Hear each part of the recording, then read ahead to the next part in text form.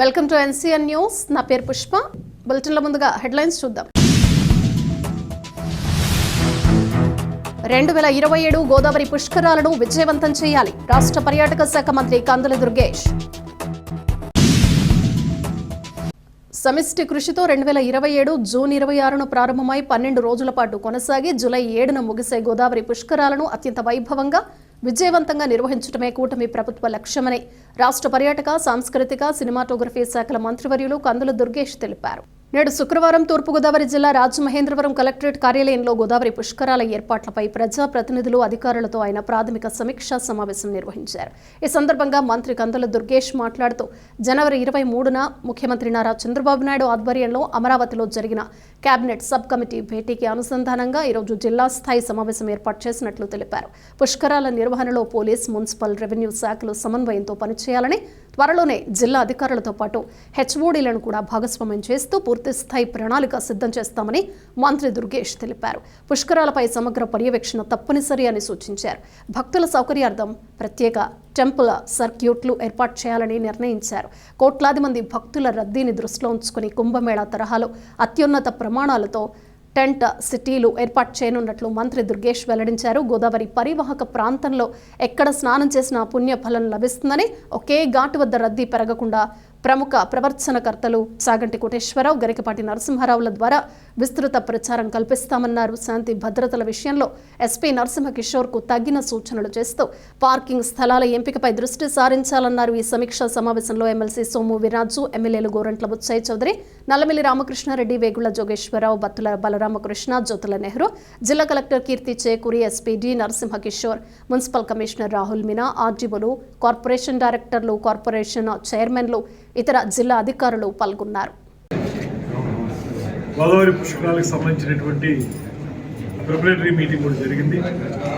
మొన్న జనవరి 23వ తారీఖున విజయవాడలో ముఖ్యమంత్రి గారి ఆధ్వర్యంలో గ్రూప్ ఆఫ్ మినిస్టర్స్ మీటింగ్ కూడా జరిగింది. దానికి అనుసంధానంగా ఈరోజు జరిగినటువంటి ఈ సమావేశంలో ప్రధానంగా మనం పుష్కరాలకి ఏ రకంగా ముందుకు వెళ్ళాలి, వివిధ డిపార్ట్మెంట్ల నుంచి ఏ రకమైనటువంటి ప్రపోజల్స్ తీసుకుని ముందుకు వెళ్ళాలనేటువంటి దాని మీద పూర్తి స్థాయి చర్చ జరిగింది. ఇందులో ఎమ్మెల్యేలు, ఎమ్మెల్సీలు, కార్పొరేషన్ చైర్మన్లు, కార్పొరేషన్ డైరెక్టర్లు కూడా పార్టిసిపేట్ చేశారు. అదేవిధంగా మన కలెక్టర్ గారు, డిఆర్ఓ గారు, ఆర్డీఓ గారు, మున్సిపల్ కమిషనర్ గారు, ఎస్పీ గారు అందరూ పార్టిసిపేట్ చేయడం జరిగింది. మొత్తంగా నిర్ణయించింది ఏంటంటే నెక్స్ట్ జరిగేటువంటి మీటింగు డిస్ట్రిక్ట్లో ఉన్నటువంటి అఫీషియల్స్తో పాటు ముందుగా హెచ్ఓడీస్ని కూడా అందులో ఇన్వాల్వ్ చేసి హెచ్ఓడీస్తో కలిసి ఒక మీటింగ్ కండక్ట్ చేసుకుని తద్వారా పూర్తి స్థాయిలో ఆయా డిపార్ట్మెంట్లకు సంబంధించినటువంటి పక్కా ప్లానింగ్ ఏంటనేది తీసుకుని దానితో ముందుకు వెళ్ళాలనేటువంటి ఆలోచన. అదేవిధంగా పుష్కరాలని ఏ రకమైన ఇబ్బంది లేకుండా వాటిని నిర్వహించడం ఎలాగనేటువంటి దాని మీద కూడా చర్చ జరిగింది.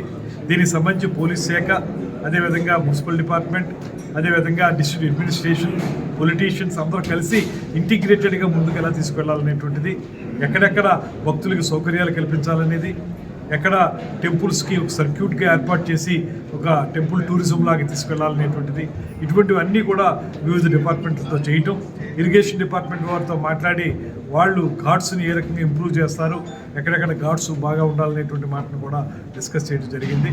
దాంతోపాటు ప్రధానంగా అందరూ ఆలోచించింది ఏంటంటే గోదావరి పుష్కరాలంటే గోదావరి పరివాహక ప్రాంతం అంతా కూడా పుష్కరాలు ఉన్నట్టే, గోదావరి క్యాచ్మెంట్ ఏరియా అంతా కూడా పుష్కరాలు ఉన్నట్టే. అందువల్ల గోదావరి నీళ్ళల్లో ఒక పవిత్రమైన స్నానం చేస్తే మంచి జరుగుద్ది, పుణ్యం వస్తుంది అనేది ఎక్కడ మునిగినా ఒకటే అనేటువంటి భావన అందరికీ వెళ్ళాలి. ఈ పలానా ఘాట్లోనే స్నానం చేయాలి, పలానా ఘాట్లో స్నానం చేస్తే పుణ్యం వస్తుంది అనేటువంటి మాట కాదు.